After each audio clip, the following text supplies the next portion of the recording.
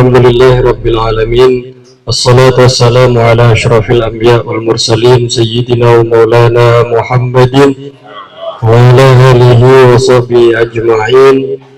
Wa musannif rahimahullahu ta'ala wa nafa'ana bihi wa bi'ulumihi fid dharaini amin ya rabbal alamin. Faslun fil haji wal umrati. Fasal menjelaskan haji dan umrah. Bismillahirrahmanirrahim. Yajibu al-haji wal umratu. Wajib menunaikan haji dan umrah fil umri marratan, di dalam umur sekali. Jadi ini kewajiban rukun. Kewajiban ini ada wajib ainiyah setiap orang. Setiap orang Islam maka wajib melakukan haji dan umrah. Kewajiban alal muslimi atas setiap orang Islam. Al-mukallafi, yang mukallaf. Mukallaf itu yang akil dan balik. Jadi syaratnya mukallaf dulu. Kalau belum mukallaf maka tidak sah. Harus mukallaf, akil dan balik. Al-mustati'i, yang mampu bima yusiluhu wa yaridduhu ila watanihi, yang dia mampu untuk sampai mampu secara fisik dan finansialnya untuk sampai ke Mekah, wa yaridduhu ila watanihi, dan mampu untuk kembali lagi ke tempatnya. Ini kewajiban. Kemudian fadilan andainihi, yang mempunyai sisa atas hutangnya. Jadi dia pergi dalam keadaan hutangnya sudah lunas. Hutangnya bayar dulu. Lah kalau berangkatnya duitnya hutang gimana? Sah atau enggak? Sah atau enggak? Nyicil ya. Kadang kan ada orang yang dibayarin dulu oleh travel, dia berangkat, habis itu nyicil. Itu sah atau enggak? Sah. Hukumnya sah. Jadi ini kewajiban haji dan umroh. Haji, kalau emang sampean mampu haji, melakukan haji. Kalau mampunya cuma umrah, ya umrah. Ini dua-duanya wajib. Dengan dalil apa? Wa atimul hajja wal umrata lillah. Sempurnakanlah haji dan umrah lillah, karena Allah. Jadi di sini dikuatkan dengan kata-kata lillah. Jadi perintahnya wa atimul hajja wal umrata lillah. Tapi kalau sholat nggak ada lillah. Kenapa? Karena setiap orang bisa melakukan sholat. Setiap orang bisa melakukan sholat. Rukun Islam semuanya insya Allah setiap orang mampu. Kenapa kok di sini perlu ditekankan lillah? Karena tidak setiap orang mampu untuk haji.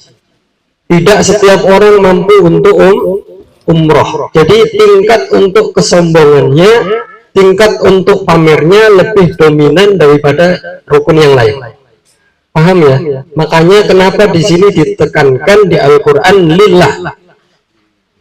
Jadi haji dan umroh niatnya semata-mata karena Allah. Emang benar ibadah semuanya itu untuk lillah. Tapi potensi untuk menyombongkan, potensi untuk pamer itu lebih besar ke haji dan umroh daripada rukun yang lain. Karena semua rukun yang lain dari syahadat, sholat, zakat, puasa, itu semua orang insya Allah bisa melakukan. Sholat semua bisa serempak melakukan sholat. Potensi untuk menyombongkan dirinya di situ kurang. Terus untuk melakukan puasa serempak di bulan Ramadan, semua orang Islam puasa. Zakat serempak, semuanya zakat. Tapi kalau untuk haji itu tidak semuanya bisa untuk melakukan. Nah makanya di sini dikuatkan wa atimul hajja wal umrata lillah, semata-mata karena Allah. Karena apa? Karena kalau sudah sampai sana itu potensi untuk tidak lillahnya itu banyak. Kalau sudah sampai Mekah, Madinah, itu potensi untuk hilang niat ibadahnya itu sangat banyak. Potensinya, yang lihat cewek cantik, akhirnya senengnya lihat cewek. Yang lihat ibu-ibu lihat emas mengkilap-mengkilap, senengnya beli emas kok jalan-jalan. Nah, niat ibadahnya luntur. Niat ibadahnya luntur. Pokoknya potensi untuk tidak lillahnya ketika ibadah haji dan umroh itu banyak sekali. Makanya Allah menekankan di dalam firman-Nya, wa atimul hajja wal umrata lillah. Nah, ini besok nih tanggal 27 Erbitur akan memberangkatkan jamaah umroh. Nah, kita doakan semoga berangkat selamat, pulang juga dengan selamat, segera akan bisa melakukan haji dan umroh. Amin ya rabbal alamin. Jadi untuk kita, setiap orang Islam wajib ingin menjalankan, niatkan di dalam hati menjalankan semua rukun Islam. Entah mampu atau tidaknya itu urusan Allah. Yang penting ada niatan, ada keinginan untuk menjalankan rukun Islam. Ini rukun loh Pak. Rukun yang wajib setiap orang Islam melakukan. Nah, kata-katanya di sini diembel-embeli dengan mampu. Terus di Indonesia ditambahi dengan antrian yang berpuluh-puluh tahun. Benar atau enggak? Akhirnya nggak mau, itu nggak terfikirkan. Akhirnya memikirkan untuk memikirkan untuk yang lain, yang di situ tidak wajib. Seperti apa? Sampai memiliki rumah, itu nggak wajib Pak. Wajibnya bertempat tinggal, bukan memiliki. Paham ya? Wajibnya sampean itu bertempat tinggal, menikah, punya tempat tinggal. Terserah mau tempat tinggal di situ pinjam, kontrak ataupun yang lain, yang penting bertempat tinggal. Bukan memiliki. Memiliki itu nggak wajib. Tapi yang kita pikirkan itu memiliki rumah terlebih dahulu. Kadang orang belum haji rumahnya ada 5. Benar atau enggak? Ini hati-hati nih. Nanti takutnya dia meninggal, dia dalam kategori mampu. Dalam kategori mampu, meninggal dalam keadaan dia tidak melakukan rukun Islam. Lu dengerin tuh, jadi ada keinginan, Pak, ada keinginan. Wa yukhbaru annahu sallallahu alaihi wasallam qala lis-sa'il. Ada orang bertanya. Nabi sallallahu alaihi wasallam bersabda menjawab dari pertanyaan, hujjah an abi wa tamir. Hajikan untuk orang tuamu dan umrohkan. Sahahahu jam'un minal hufaz minhum al-hakim hakahu ar-ramli. Jadi boleh kita menghajikan orang tua, boleh mengumrohkan orang tua. Jadi seumpama orang tua kita dulu hidupnya berkelimangan harta, punya harta banyak, tidak terfikirkan sama sekali untuk melakukan haji ataupun umroh, tanahnya banyak, terus sawahnya banyak, seumpama itu nggak terlintaskan sama sekali olehnya untuk melakukan haji, karena ya kurangnya iman, kurangnya keinginan untuk, atau belum tersadar bahwasanya ini rukun dan wajib dilakukan, karena kurangnya iman. Wajib, usahakanlah, usahakan. Karena untuk apa? Untuk menyempurnakan daripada rukun Islam. Jadi ada keinginan dulu, doa setiap hari, setiap baca sholat doa. Terserah Allah mengabulkan dengan cara apa. Terserah Allah. Saya kayaknya nggak punya duit, nggak apa. Aku lagi duit mau angkat kok. Orang di duit udah ditakdir ke Allah mau berangkat. Ad-doa silahul mu'min. Doa itu senjatanya orang mukmin. Yang penting ada niatan sungguh-sungguh di dalam hati dengan cara apapun. Ini cara sekarang dimudahkan, ada dengan cara ngangsur, nabung. Ada dengan cara nabung sekarang dimudahkan itu semuanya. Sampai nabung lunas berangkat. Belum lunas nggak berangkat. Nah sekarang keinginan kita terlintas apa enggak Pak? terlintas. Kalau ditanya pingin mah pingin, kalau ditanya pingin haji pingin umroh pingin, tapi mana buktinya setiap harinya? Doanya ada nggak diselipin doa kepingin haji umroh? Fadilan andainihi, punya sisa duit untuk dia bayar hutang. Nah, kenapa kok di sini dikuatkan dengan itu? Karena orang pergi jauh, takutnya dia tidak bisa kembali lagi, Pak. Takutnya tidak bisa kembali lagi, maka orang yang ibadah umroh ataupun haji itu seyogyanya dia harus merdeka. Jadi sebelum dia berangkat haji ataupun umroh, dia harus merdeka. Pokoknya nggak ada sangkutan, nggak ada apapun, harus merdeka. Nggak ada dosa dengan tetangga semuanya. Makanya dibikinlah acara adat apa, salam-salaman itu loh. Biasanya muter keliling minta maaf, safari ya, maaf-maafan. Biar apa? Nggak ada sangkutan ini di dalam hati nih.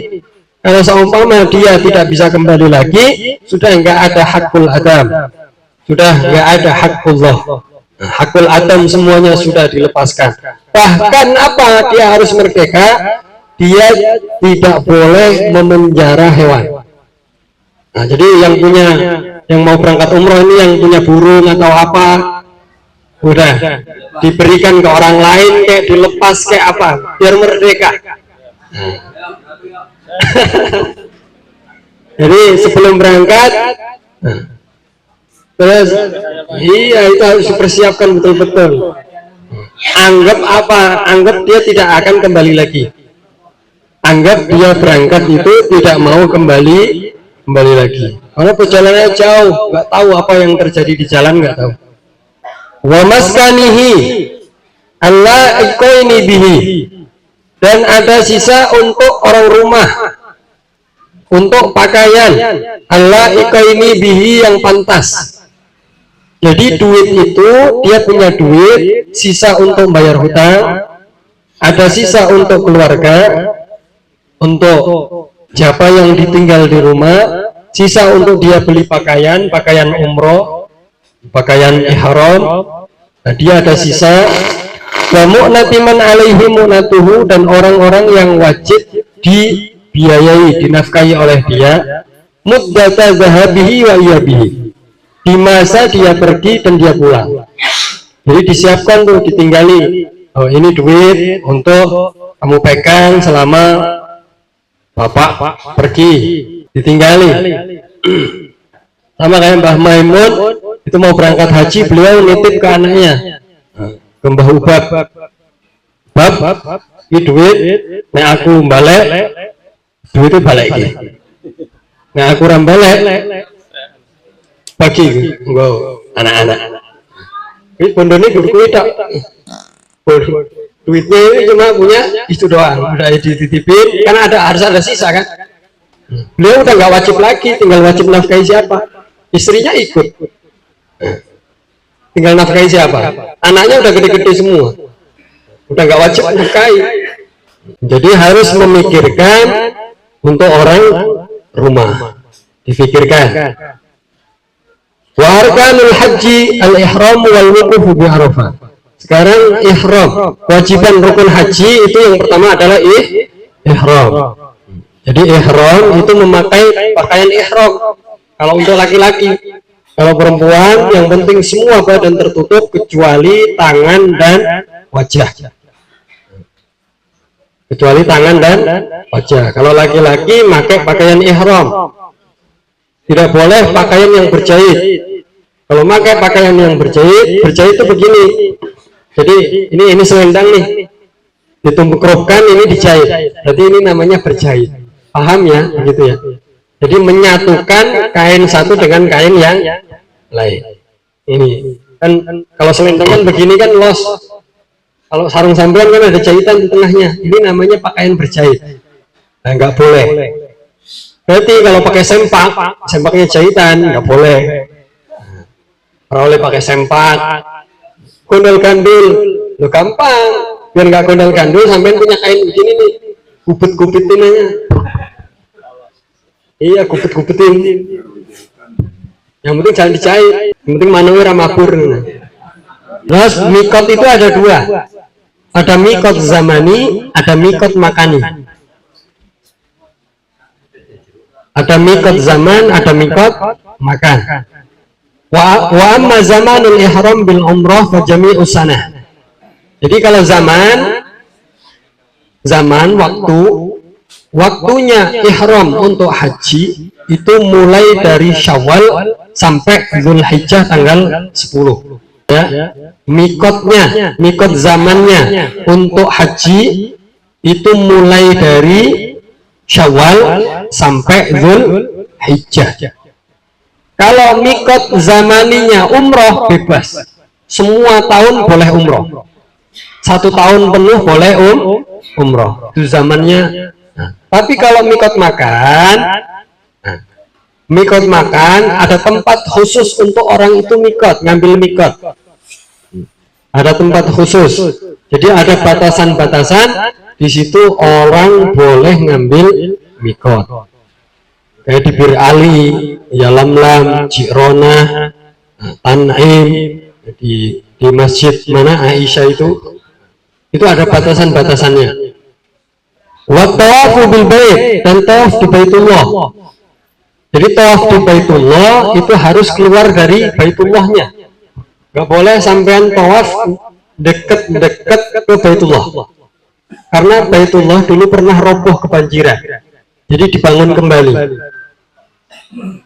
Maka kalau seumpama ada tangan ataupun pakaian yang di situ naik ke bangunannya Ka'bah, maka ini termasuk di dalam Ka'bah, gak sah.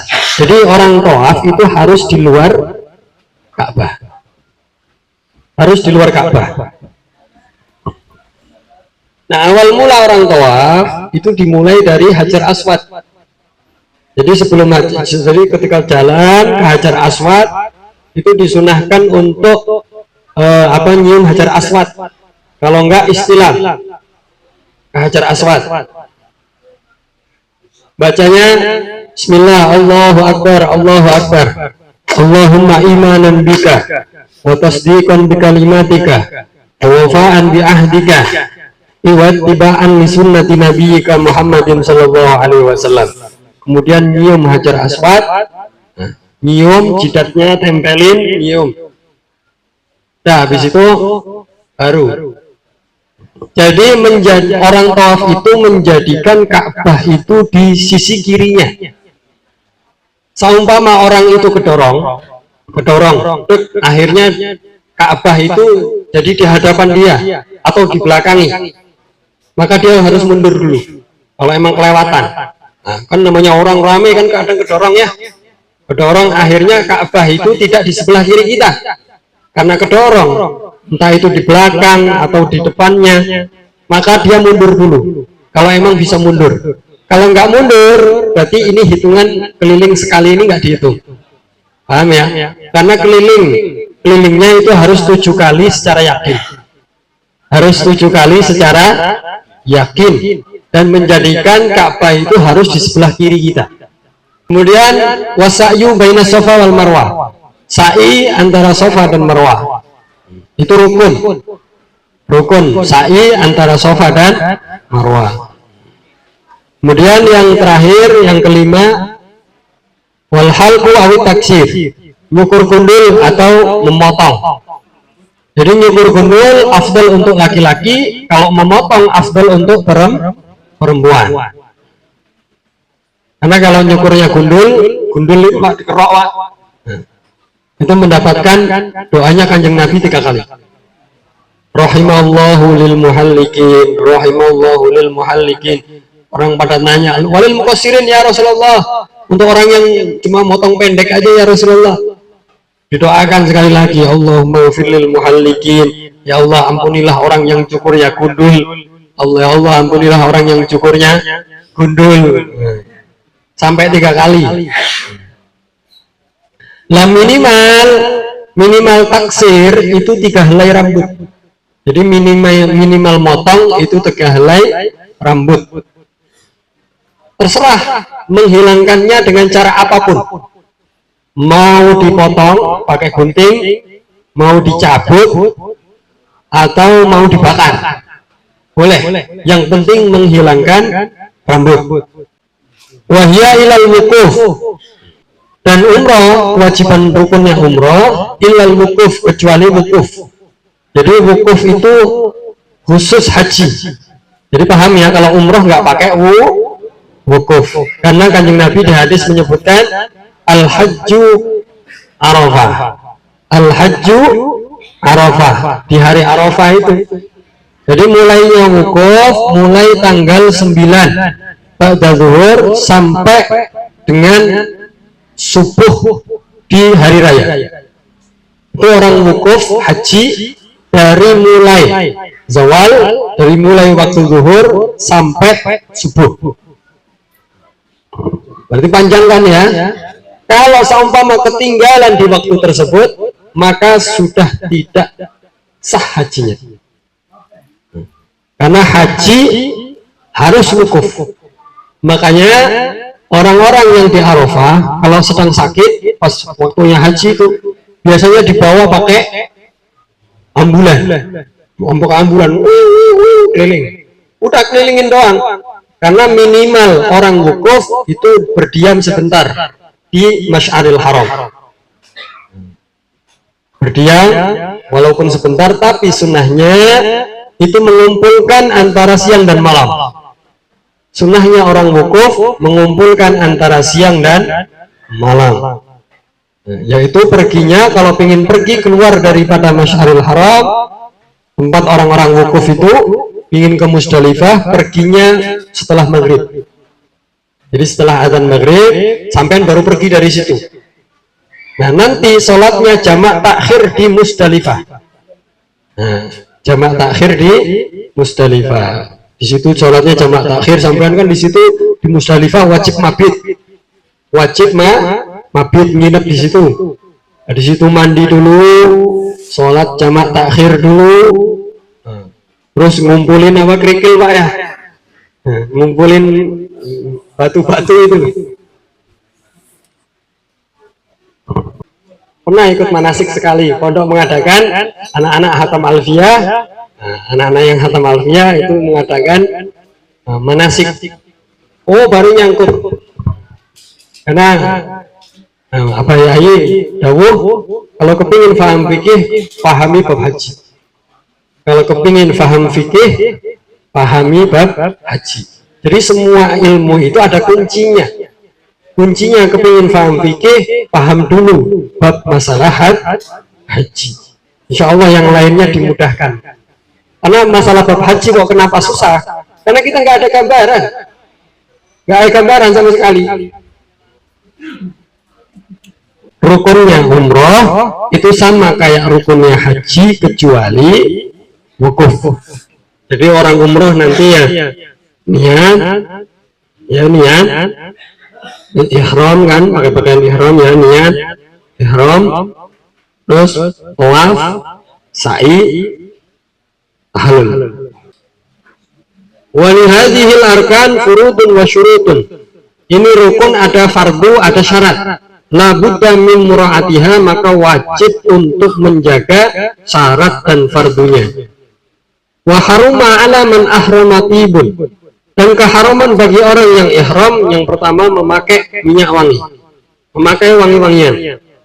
Jadi orang yang sedang ihram itu bagaimana, dia sudah niat pakai pakaian ihram, ini ada keharaman.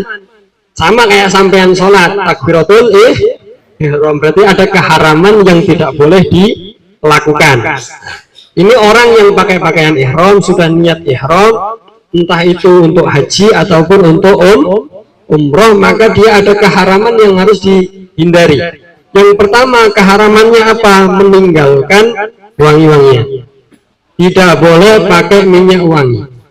Kalau mau pakai minyak wangi sebelum niat ihram. Sebelum niat ihram dia mandi, dia pakai minyak wangi, boleh.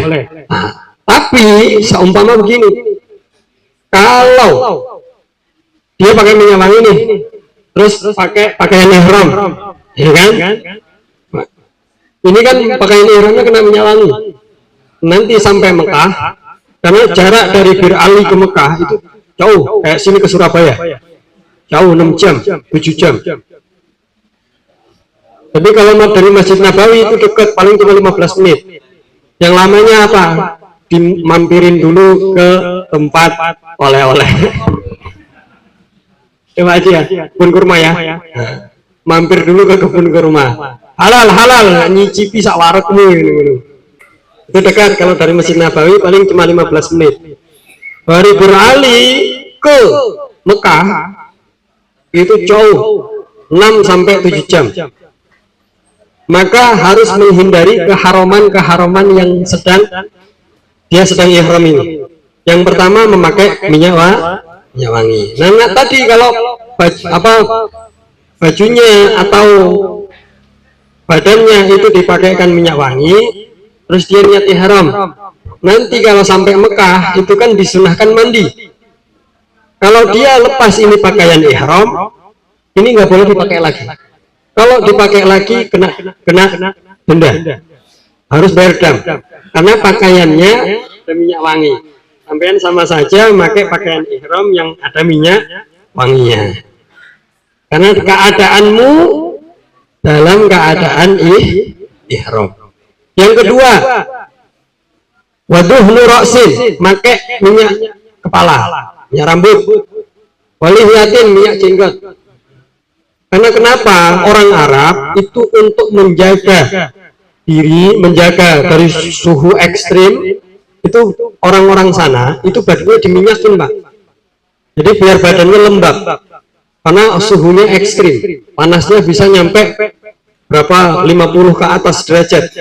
Kita 33 jam teng-tengan siang ya, nah, kepalanya nyut-nyutan. Kalau orang Arab itu untuk menjaga stamina tubuh, kelembapan kulit, itu dia pakai minyak zaitun. Kemudian keharamannya wa izalatu dhufrin, menghilangi kuku, ngetokin kuku.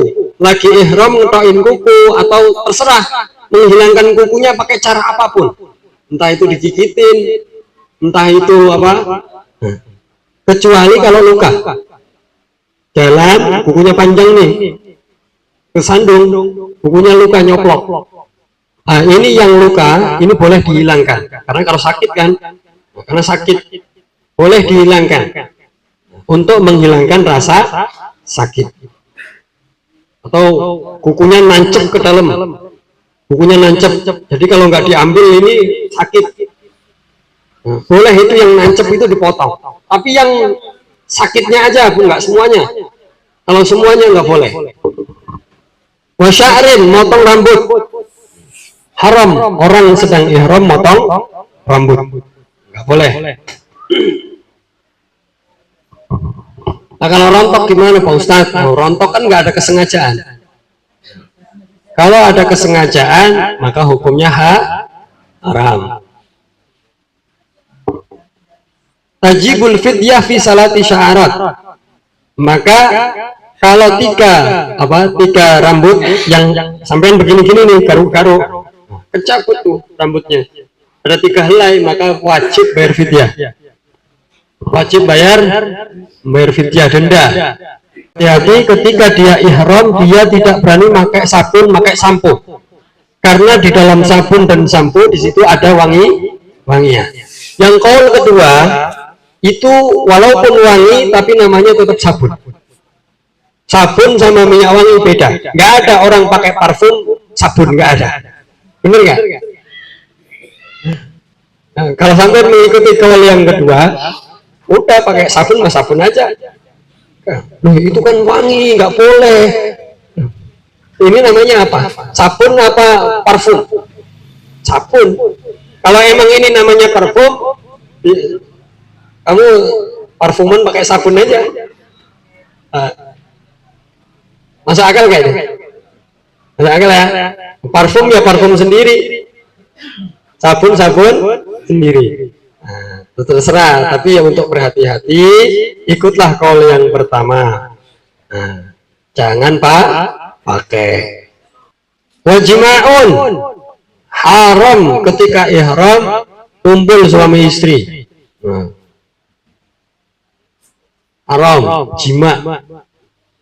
Wa muqaddimatuha, dan muqaddimahnya jima. Muqaddimahnya jima kayak ciuman, melihat cewek dengan syahwat, atau memegang dengan syahwat, pegangan sama istrinya, nyetrum. Nah, ini jangan. Kan batal, orang tawaf harus suci pakaian, tempat, dan badannya. Kayak orang sholat. Jadi pasangan suami istri jangan saling pegangan. Wa aqdun nikahi, dan akad nikah. Nah, akad nikah hukumnya haram. Pokoknya segala macam apapun keharamannya, entah itu dia yang menikah atau menikahkan atau menjadi saksi nikah, atau intinya dicamuk dalam pernikahan. Menikah atau menikahkan atau menjadi wali nikah atau menjadi saksi nikah, semuanya kalau sedang ihram, dalam keadaan ihram, hukumnya haram. Hukumnya haram. Kalau sudah tahallul, nah, silahkan bebas. Wasiyadu saydin makulin bariyin, berburu, memburu hewan yang ada di tanah haram, entah itu burung dara, kijang, atau apapun. Kalau pas ketika ihram hukumnya haram. Kalau enggak ihram, haram juga enggak? Haram juga. Jadi keharaman berburu di tanah haram bagi orang yang ihram ataupun tidak, semuanya haram. Enggak boleh. Karena di tanah haram semuanya wajib dimuliakan. Wala rajulin, nah, termasuknya yang haram lagi apa? Mencabuti tanah tumbuhan yang ada di tanah haram. Mencabuti tumbuhan atau memotong tumbuhan yang ada di tanah haram. Yang murni loh ya, yang tumbuh murni dari tanahnya. Wala rajulin satru ra'sihi. Terus keharaman bagi laki-laki menutupi kepala. Jadi menutupi kepala bagi laki-laki hukumnya haram. Pakai apapun, entah itu pakai peci, pakai, kalau di sini mah dicontohkan watinin sakhinin, pakai itu Pak, tanah ditempel-tempelkan biar nggak panas. Itu hukumnya haram.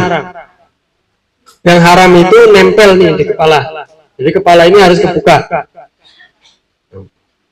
Kalau pakai tudung ya nempel.